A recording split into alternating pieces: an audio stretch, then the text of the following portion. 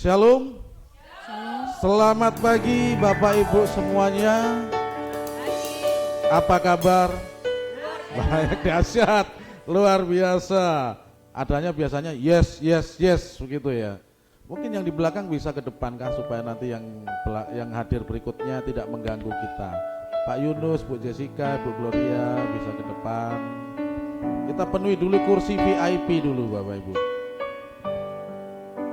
Baik, pada hari ini kita melakukan kebaktian raya spesial pujian penyembahan Bapak Ibu. Jadi kita nanti akan lebih banyak di dalam pujian dan menyembah mengagungkan Tuhan. Saya mengajak kita dari awal untuk kita membawa hati dan pikiran kita siapkan pikiran kita untuk kita fokuskan menyembah kepada Tuhan. Mari bersama dengan kami kita nyanyikan satu pujian yang mengatakan Engkau baik.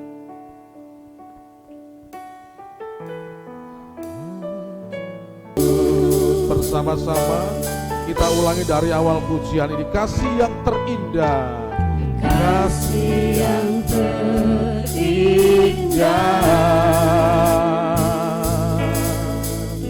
telah ku terima.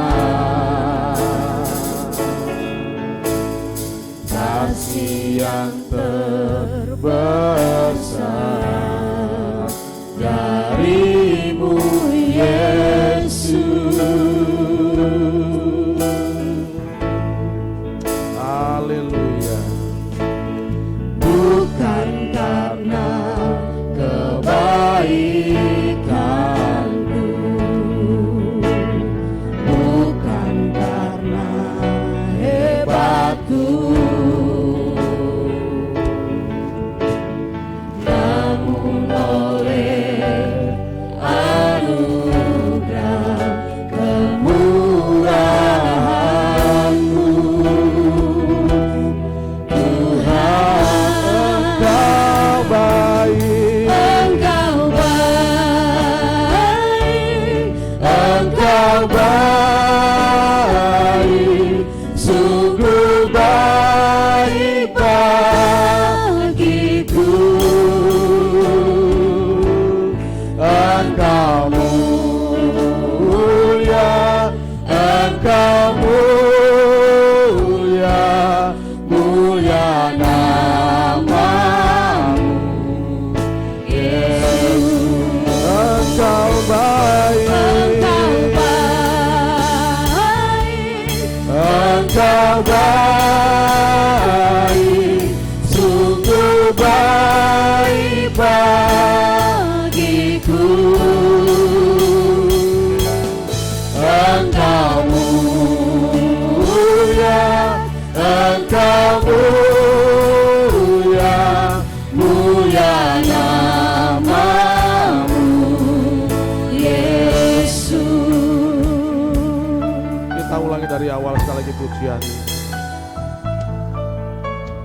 Kasih yang terindah, amin, amin, telah ku terima. Kasih yang terbesar, kasih yang terbesar darimu Yesus. Bukan karena kebaikanku, bukan karena kebaikanku, bukan karena hebatku, namun oleh anugerah kemurahan-Mu Tuhan. Sama-sama katakan Engkau baik, Tuhan. Engkau baik, sungguh baik bagiku. Engkau mulia, Engkau mulia, Engkau mulia,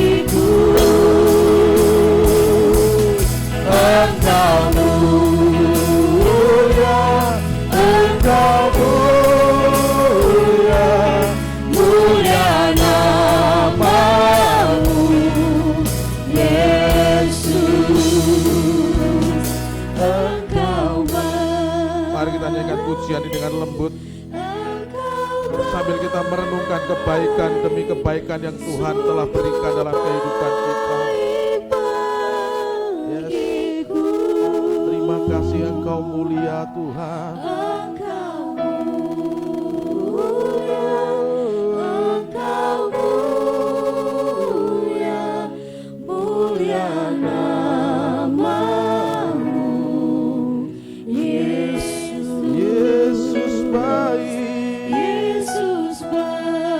Yesus baik, yes Tuhan, sungguh baik bagiku. Yesus mulia, katakan Yesus mulia. Yesus mulia, yes. Yesus mulia, mulia namamu. Sekali lagi katakan Yesus baik. Yesus baik, Yesus baik, sungguh baik bagiku. Yesus mulia, Yesus mulia. Amin. Pujian dari kami umat-Mu Tuhan. Mulia namamu, Yesus mulia namamu, mulia namamu. Sekali lagi katakan sama-sama mulia namamu, mulia namamu, Yesus.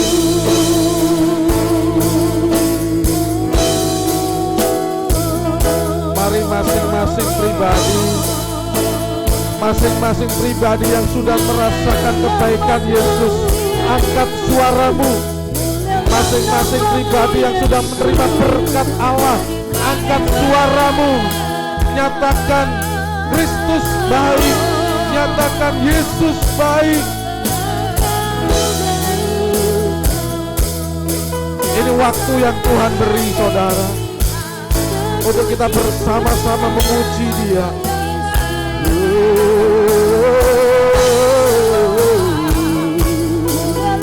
Haleluya, haleluya.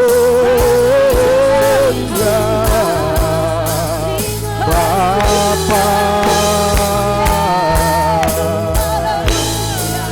Bapa, Bapa, kami angkat tangan kami Tuhan, kami angkat suara kami, bermazmur memuji namamu, Yesus Tuhan. Bapa, Bapa, Engkau mulia, Engkau berkuasa, Engkau Allah yang hidup, Engkau Allah tempat kami bersandar, tempat kami berlindung. Yesus, Yesus, Yesus Tuhan Bapakku.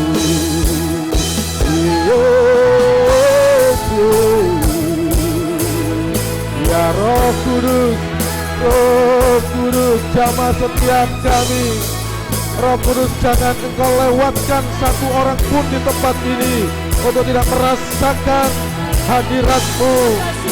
Tuhan, urapi dan jamah setiap kami, supaya kami merasakan hadirat-Mu, kami merasakan damai, dan kami merasakan sukacita.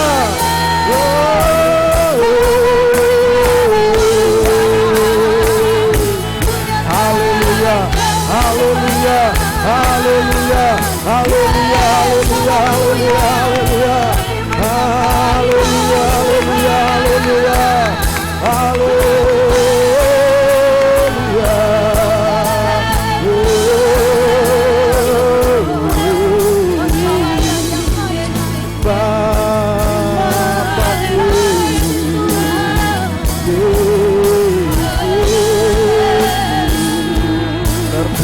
terpujilah nama-Mu, terpujilah Engkau Tuhan, terpujilah Engkau Yesus. Nama-Mu dahsyat Tuhan, nama-Mu luar biasa Tuhan.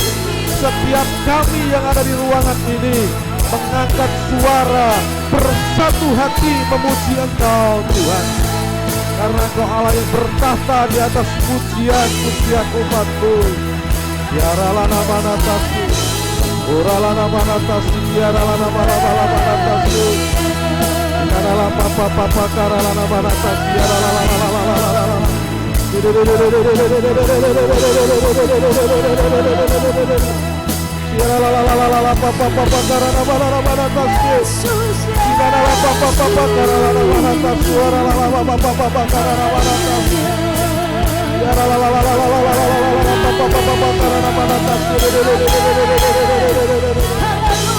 Mari ya Roh Kudus hadir di tempat ini. Mari ya Roh Kudus jamah setiap kami. Mari Roh Kudus lihat setiap kerinduan kami. Mari ya Roh Kudus lihat, tilik selidiki hati kami, pikiran kami pagi hari ini Tuhan. Setiap kami rindu mengangkat suara bermasmur meninggikan Engkau Tuhan. Karalah papa karalah nama natamu, biaralah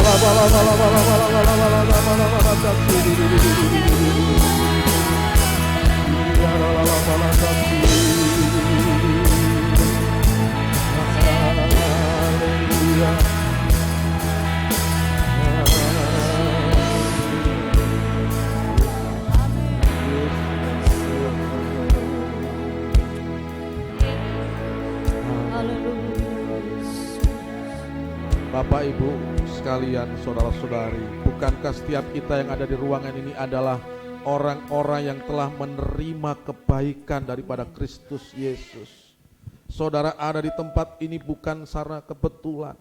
Saudara di tempat ini bukan karena diajak teman, bukan karena sesuatu hal yang lain, tetapi karena Roh Kudus yang membawa Anda ke tempat ini untuk hari ini bisa menyatakan kebaikan Tuhan bersama-sama, untuk hari ini bisa menaikkan syukur kita kepada Tuhan. Tuhan, terima kasih untuk setiap kebaikan-Mu. Tuhan, terima kasih untuk kesehatan yang Kau beri. Terima kasih untuk nafas hidup yang Engkau percayakan sampai dengan detik ini Tuhan.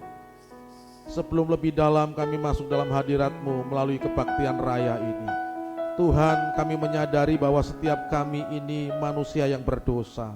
Setiap kami ini Tuhan tidak sempurna, dan dosa-dosa itulah yang menghalang-halangi hadirat-Mu, menghalangi kami merasakan Tuhan lawatan-Mu. Untuk itu Tuhan, pada pagi hari ini, inilah roh kami, inilah jiwa kami, tubuh kami. Tuhan, sucikan, kuduskan dengan kuasa darah anak-Mu Kristus Yesus, di dalam nama Tuhan Yesus Kristus. Biarlah kami masuk ke pelataran-Mu penuh dengan keberanian oleh karena iman percaya kami terhadap Kristus Yesus yang adalah Tuhan dan Juru Selamat kami Tuhan. Terima kasih Bapa. Dosa-dosa pikiran, perkataan, perbuatan yang kami lakukan Tuhan, saat ini ampuni, kuduskan kami. Biarlah tidak ada jarak pagi hari ini kami dengan Engkau Tuhan. Kami terkoneksi Tuhan, hati kami, pikiran kami terkoneksi dengan kehadiran Roh Kudus, dengan lawatan Allah, sehingga ketika kami datang ke tempat ini dengan berbagai pergumulan-pergumulan, dengan rasa lemah secara iman, dengan mungkin ada yang sakit, tetapi Tuhan izinkanlah melalui kebaktian ini kuasa-Mu bekerja. Izinkanlah melalui kebaktian ini yang datang dengan kelemahan, Tuhan pulang izinkan dengan kekuatan yang baru. Yang datang dengan sakit penyakit, Tuhan izinkan pulang nanti dengan kesehatan yang baru. Bukan karena apa-apa, tetapi karena Allah melawat, karena Allah bekerja dalam kebaktian ini Tuhan. Terima kasih Bapa. Terima kasih. Engkau baik, Engkau baik, sungguh baik bagiku.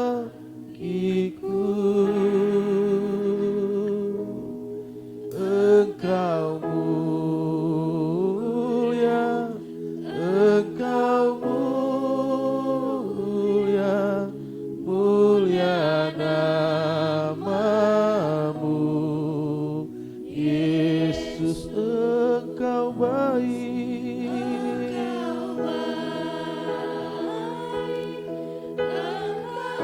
kesaksian iman kami di tempat ini bahwa Engkau baik adanya Tuhan. Engkau baik terhadap kehidupan kami. Engkau mulia Tuhan. Engkau mulia.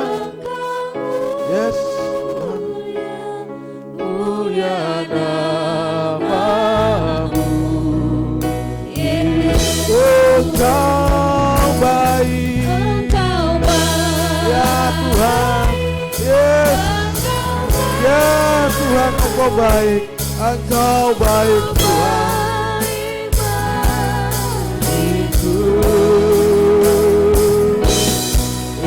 Engkau mulia, Engkau mulia, mulia namamu, Yesus, mulia namamu, Yesus, mulia namamu,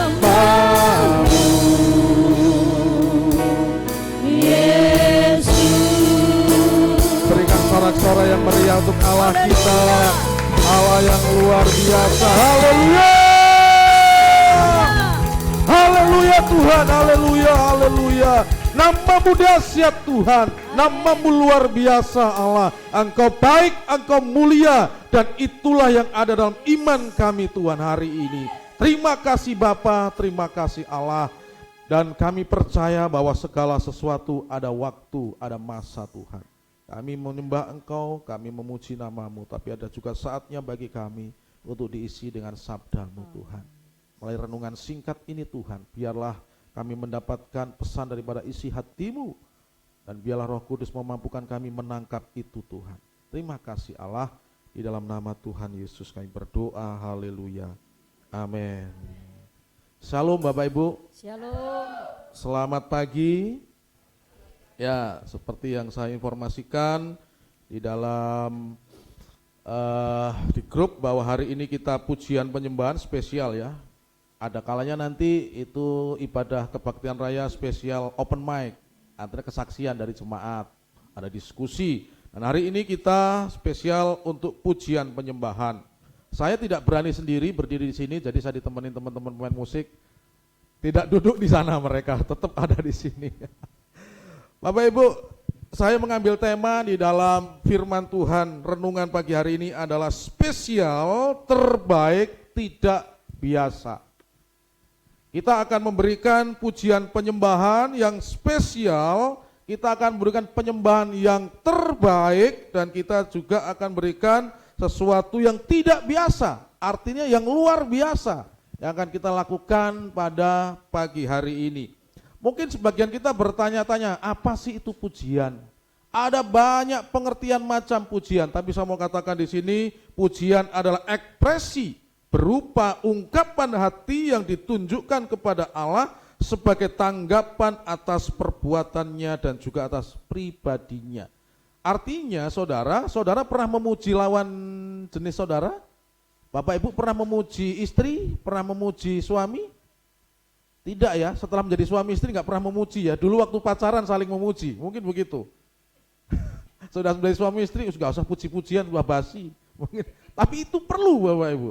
Ya, pujian adalah sesuatu ekspresi untuk mengungkapkan, ya, artinya kekaguman kita kepada suatu pribadi. Nah, pujian kepada Tuhan, saudara, kita ungkapkan sebagai ekspresi kita atas bagaimana Tuhan itu berbuat baik dalam kehidupan kita. Ya, ini yang perlu kita pahami, makanya kita bersyukur ada dalam suatu denominasi yang beribadahnya, saudara, itu bukan bebas, bukan, tetapi memberikan suatu kebebasan kepada kita. Kalau kita mau bertepuk tangan dalam memuji silakan, mau berdiri silakan, ya, mau sujud silakan. Itu ekspresi, saudara, di dalam kita memuji Tuhan. Nah, di dalam pujian ini, saudara, bangsa Israel pernah memuji pertama kali di dalam sebagai suatu bangsa. Ketika mereka ada di Mesir, mereka belum menjadi suatu bangsa. Tetapi ketika mereka setelah menyeberangi laut, saudara, Tiberau, baru di sana mereka sebagai suatu bangsa menaikkan suatu pujian, ada dalam Keluaran pasal 15 saudara. Itu pujian pertama yang dinaikkan oleh bangsa Israel pada waktu itu. Bunyinya seperti ini, Keluaran pasal 15 ayat 1 sampai 3. Di situ nggak ada, saya akan sampaikan. Pada waktu itu Musa bersama-sama dengan orang Israel menyanyikan nyanyian ini bagi Tuhan yang bunyinya, baiklah aku menyanyi bagi Tuhan sebab ia tinggi luhur, kuda dan penunggangnya dilemparkannya ke dalam laut. Tuhan itu kekuatanku dan mazmurku, ia telah menjadi keselamatanku, ia Allahku, kupuji dia, ia Allah Bapakku, kuluhurkan dia. Tuhan itu pahlawan perang, Tuhan itulah namanya, mengagungkan Tuhan.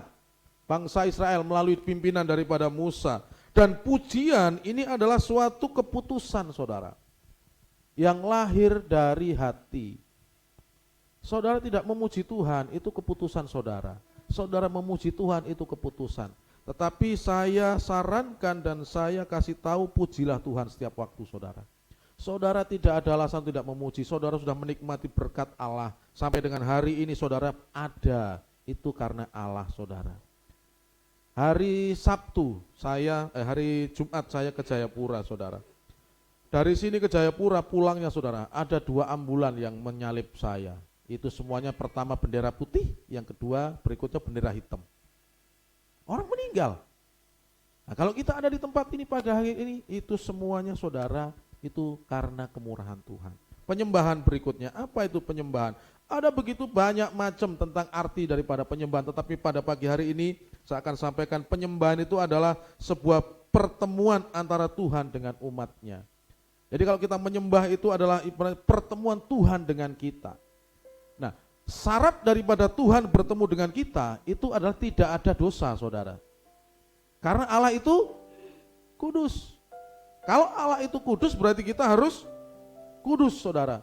Di dalam 1 Petrus 1 ayat 15 sampai 16. Tetapi hendaklah kamu menjadi kudus di dalam seluruh hidupmu, sama seperti Dia yang kudus yang telah memanggil kamu, sebab ada tertulis, kuduslah kamu sebab aku kudus. Bagaimana kita menjaga kekudusan itu ada di topik lain, tetapi yang jelas saudara, ketika kita mengikuti firman Tuhan, kita menjauhi larangannya, kita di situ menjadi kudus saudara. Roma 12 ayat 1, karena itu saudara-saudara demi kemurahan Allah, aku menasihatkan kamu supaya kamu mempersembahkan tubuhmu sebagai persembahan yang hidup, yang kudus, yang berkenan kepada Allah. Itu adalah ibadahmu yang sejati. Orang mati kira-kira bisa melakukan penyembahan tidak saudara? Tidak bisa. Selagi kita masih hidup saudara, selagi nafas masih ada dalam tubuh ini, lakukanlah penyembahan kepada Tuhan. Karena ketika saudara sudah terbujur kaku ada di dalam peti saudara, sudah tidak bisa menyembah Allah. Yang ada adalah penyesalan saudara. Karena sudah tidak ada pengampunan di sana. Yang ada adalah tunggu penghakiman, kamu akan menerima upah atau hukuman. Makanya selagi masih ada nafas yang ada, kita lakukan penyembahan kepada Tuhan. Dan penyembahan yang berkenan adalah penyembahan yang ketika hidup kita kudus. Karena kita akan connect dengan Tuhan. Karena kita akan connect dengan Tuhan saudara. Nah, dampak daripada penyembahan saudara itu ada banyak juga, tapi saya hanya satu saja akan menyampaikan kepada kita. Dampak dari penyembahan adalah musuh itu dapat dikalahkan. Di sini saudara ada yang punya musuh? Musuh bukan berarti seorang yang menyakitin kita. Pergumulan-pergumulan saudara itu bisa juga diartikan sebagai musuh kita saudara, karena itu mengancam kita. Musuh itu kan adanya mengancam, baik itu mengancam iman kita, mengancam keselamatan kita, mengancam apalagi damai kita, itu musuh. Jadi definisi musuh itu adalah orang yang ada di hadapan kita yang akan menyerang kita. Bukan orang saja tapi sesuatu ya. Pergumulan-pergumulan kita itu bisa dikatakan musuh, dan pujian penyembahan itu berdampak bisa mengalahkan itu saudara. Kita bisa melihat pengalaman daripada bangsa Israel ketika diperhadapkan dengan suatu kota, kerajaan kota yang begitu kokoh. Apa namanya itu di dalam Yosua 6? Tembok Yeriko saudara. Tembok Yeriko ini bangsa Israel melawan kerajaan Yeriko yang kalau kita melihat di sana saudara nanti bisa ditampilkan di situ ya, bahwa tembok Yeriko saudara itu luasnya itu sekitar 4 hektar. Kalau sekarang mungkin sedikit, tapi zaman dulu waktu orang masih sedikit itu sesuatu yang luas. Ya. Ini penemuan daripada arkeolog di awal-awal abad 20 saudara. Itu mereka menemukan, tapi pada akhirnya disanggah oleh arkeolog yang lain, katanya itu bukan zamannya Yosua tetapi zamannya setelah Yosua. Tapi bagaimanapun kita punya gambaran tentang tembok Yeriko ini.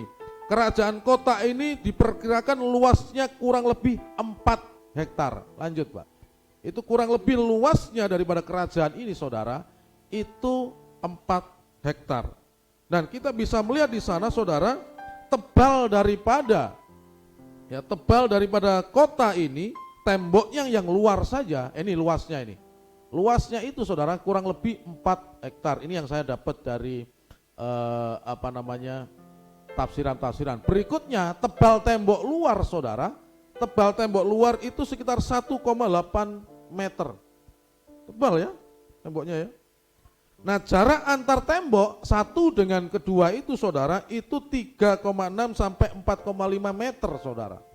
Nah tembok dalamnya itu sekitar 3,6 meter saudara. Tembok dalam yang di dalamnya itu. Tinggi tembok itu 9 meter. Untuk zaman waktu itu menghadapi tembok sekokoh ini itu sesuatu yang mustahil untuk ditembus. Sekarang tinggal kirim rudal, pencet jedet, habis satu kota. Tapi waktu itu saudara, ini sesuatu yang mustahil saudara. Belum lagi ketika bangsa Israel mau menghadapi ini saudara, di Yosua 6 ayat 1 dikatakan, dalam pada itu Yeriko telah menutup pintu gerbangnya. Telah tertutup kota itu karena orang Israel, tidak ada orang yang keluar atau masuk. Ternyata lockdown itu sudah ada zamannya Yosua saudara. Orang-orang yang ada di Yeriko itu sudah di lockdown ketika bangsa Israel mau masuk, mau menyerang saudara.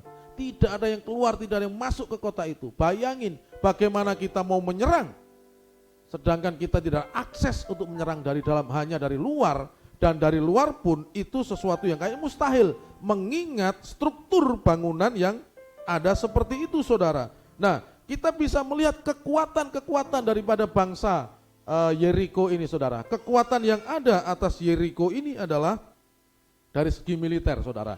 Kekuatannya yaitu satu, itu kota berkubu. Artinya kota itu dilindungi dengan suatu tembok yang kokoh, yang tidak semua orang bisa masuk kecuali ada izin dari orang-orang pasukan yang berjaga di luar saudara. Dananya kuat, nggak mungkin kota yang membangun semegah itu tembok kalau tidak ada dana. Dananya kuat dari segi militer. Yang ketiga, karena dia tuan rumah, dia menguasai medan. Dia tahu di mana yang kekuatan, di mana kelemahannya, kekuatannya di situ dia mungkin akan sedikit taruh pasukan menjaga daerah yang lemah, saudara. Karena dia menguasai medan. Dan yang terakhir kekuatan daripada Yeriko adalah peralatannya lebih canggih, saudara. Karena di Alkitab dikatakan di atas tembok itu bisa berjejer 3 atau 4 kereta jalan, saudara. Berarti canggih waktu itu, saudara, peralatan daripada Yeriko ini. Nah, kita melihat fakta militer daripada Israel pada waktu itu, saudara. Fakta yang dimiliki oleh kekuatan Israel pada waktu itu adalah pemimpinnya ini baru diganti. Musa meninggal, diangkat baru Yosua. Artinya ada penyesuaian dengan kepribadian pemimpin yang ada. Ya. Yang kedua, SDM-nya minim untuk perang kota. Mereka belum memiliki pengalaman, saudara. Orang Israel tidak dan belum memiliki perang kota karena mereka selalu perang di padang gurun. Ya, perang kota ini belum memiliki strategi dan belum memiliki pengalaman. Ketiga, mereka baru menyeberangi sungai Yordan. Mungkin baru merenungkan tentang kebaikan Allah, disuruh perang, saudara. Keempat, dananya tidak begitu banyak karena mereka belum menghasilkan apa-apa di bangsa ini. Masih nomaden, masih berjalan. Artinya simpanan kas negaranya ini nggak begitu banyak untuk membiayai perang. Begitu terakhirnya adalah peralatan yang dimiliki oleh bangsa Israel itu kalah jauh dengan Yeriko. Bagaimana mereka akan membawa gerobak yang tinggi-tinggi, pasukan kuda yang banyak, sedangkan mereka terus berjalan, tidak menetap, saudara. Ini kelemahan-kelemahan atau fakta yang dimiliki dalam strategi perang antara Yeriko dengan Israel, saudara. Pertanyaannya berikutnya adalah, apa yang menjadi kekuatan bangsa Israel? Kan begitu. Yang menjadi kekuatan bangsa Israel tidak lain tidak bukan hanya satu, yaitu janji Tuhan. Ini yang menjadi kekuatan daripada bangsa Israel, saudara. Yosua 6 ayat 2. Ketahuilah, aku serahkan ke tanganmu Yeriko ini beserta rajanya dan pahlawan-pahlawannya yang gagah perkasa. Inilah kekuatan yang dimiliki oleh bangsa Israel untuk melawan kerajaan kota, yaitu Yeriko, yaitu janji daripada Allah. Mereka pegang janji Allah yang telah mereka membimbing mereka dari Mesir di padang gurun sampai menyeberang, ya, menyeberangi sungai Yordan, di mana 40 tahun di padang gurun itu mana dan burung puyuh Tuhan sediakan setiap hari untuk mereka makan. Dan ketika mereka menginjakkan kaki di seberang Yordan, maka mana dan burung puyuh berhenti. Tidak ada disediakan lagi oleh Allah pada waktu itu. Ya. Dan karena kejadian-kejadian itu mereka memegang teguh janji Allah. Maka janji yang tersebut saya sampaikan tadi adalah janji yang membuat kekuatan bagi bangsa Israel. Selanjutnya saudara, pertanyaan yang perlu kita renungkan adalah, yang membuat tembok ini runtuh karena apa? Apa karena sorak-sorai yang nyaring? Itu memang tertera di situ tuh. Lalu bersorak bangsa itu, sedang sangkakala ditiup, segera sesudah bangsa itu mendengar bunyi sangkakala, bersoraklah mereka dengan sorak yang nyaring. Maka runtuhlah tembok itu, lalu mereka memanjat masuk ke dalam kota masing-masing, langsung ke depan dan merebut kota itu. Apakah yang membuat tembok Yeriko ini runtuh? Karena sorak-sorai yang nyaring, saudara? Ini yang perlu kita renungkan, saudara. Yang membuat tembok Yeriko runtuh, saudara, itu adalah iman. Sorak-sorai suara yang nyaring kalau tidak ada iman, itu sama halnya ya seperti gong ketika dipukul dung, dung, dung. Kenapa? Karena di dalam Ibrani, saudara, ini nah, kalau kita membaca Alkitab jangan setengah-setengah. Harus kita baca keseluruhannya supaya kita tahu. Di dalam Ibrani dikatakan, karena iman maka runtuhlah tembok-tembok Yeriko setelah kota itu dikelilingi 7 hari lamanya. Karena memegang janji Allah, karena imanlah maka Israel ini, bangsa Israel mengelilingi 7 hari. Setiap 1 hari 1 kali, 1 kali. Hari yang ke-7 baru 7 kali keliling, lalu mereka diperintahkan, mari bersoraklah. Lalu mereka bersorak dan runtuhlah tembok itu. Runtuhnya bukan ke dalam, runtuhnya keluar, saudara. Kenapa? Karena kalau kita melihat dalam Yosua 6 ayat 20 tadi, maka runtuhlah tembok itu, lalu mereka memanjat masuk ke dalam kota. Jadi mereka memanjat memakai runtuhan tembok yang ada. Kalau tembok itu runtuhnya ke dalam, mereka susah masuknya. Tetapi karena runtuhnya keluar, maka bangsa Israel bisa masuk melalui runtuhan yang ada. Disitulah letak di mana pasukan yang kuat dari kerajaan Yeriko itu down, saudara. Mereka melihat bagaimana Allah dengan pekikan saja itu bisa roboh. Dan mereka kalang kabut, saudara. Peralatan yang canggih, dana yang luar biasa, pengalaman perang kota, itu semuanya runtuh. Kalah dengan iman yang dimiliki oleh bangsa Israel, saudara. Pada pagi hari ini, saudara, kita akan menyanyikan pujian penyembahan, saudara. Dan kita, saudara, hari ini akan kita fokuskan beberapa hal. Kami sudah diskusi dengan koordinator doa. Kita akan fokus Tuhan kepada Tuhan, yaitu tempat permanen. Kita akan berdoa untuk ini, saudara. Tetapi jangan fokus ke tempatnya, tetapi fokuslah kepada Allah yang mampu, saudara. Kemarin di renungan hari Sabtu kalau nggak salah atau Jumat, saudara, saya sempat bagikan, kebanyakan kita bergumul, kita itu fokus kepada pergumulan sehingga kita lupa dengan Allah sang penolong. Ya, Raja Hizkia, saudara. Dan ketika dia fokus kepada Allah melalui Nabi Yesaya bin Amos, maka Tuhan meluputkan Yerusalem dari kepungan kerajaan Asyur, saudara. Kita hari ini akan berdoa untuk tempat permanen. Mungkin ada tembok Yeriko yang ada di hadapan kita. Salah satunya adalah kita belum tahu gambarannya itu tanahnya di mana. Yang kedua, Tembok Yeriko yang kita hadapi adalah dana, saudara. Dana nanti dapat dari mana? SDM yang terbatas. Kita melihat bahwa jemaat di tempat ini, saudara, kita ini orang-orang yang dianugerahi dengan harta yang pas-pasan saja. Pas makan, pas ada. Pas pengen naik mobil, pas ada mobil. Artinya tidak diberikan kelimpahan seperti mungkin jemaat-jemaat di tempat lain, saudara. Ini adalah suatu tembok Yeriko yang harus kita hadapi. Maka dari itu saya mengharapkan kepada kita hari ini kita satukan hati, kita satukan iman kita, ya, untuk kita bersorak dengan iman meruntuhkan tembok-tembok ini, saudara. Supaya ke depan setiap kita yang ada, ya, kita bisa melihat karya Allah. Saya berdoa kepada Tuhan, setiap saya berdoa, Tuhan jangan dipanggil umatmu satupun sebelum mereka melihat bagaimana gereja ini memiliki tempat ibadah permanen. Supaya apa? Supaya umatmu ini bisa melihat bahwa Allah ada, Allah menjawab, saudara. Ini doa saya, saudara. Dan saya juga gitu, Tuhan jangan panggil saya, saudara. Tuhan, kalau saya belum ada tempat permanen di tempat ini, paling tidak ada pondasi deh Tuhan, supaya nyata bahwa kuasa-Mu itu ada, saudara. Itu yang bisa saya sampaikan kepada kita semua, saudara. Dan selanjutnya saya seperti yang saya sampaikan tadi, mari kita satukan hati. Mari kita satukan pikiran kita, kita bawa iman kita untuk menyembah Allah yang hidup, untuk menyembah Allah yang perkasa, yang berkuasa, saudara. Tembok Yeriko yang begitu kuat Tuhan sanggup rontokkan dengan pujian dan penyembahan karena iman janji Allah.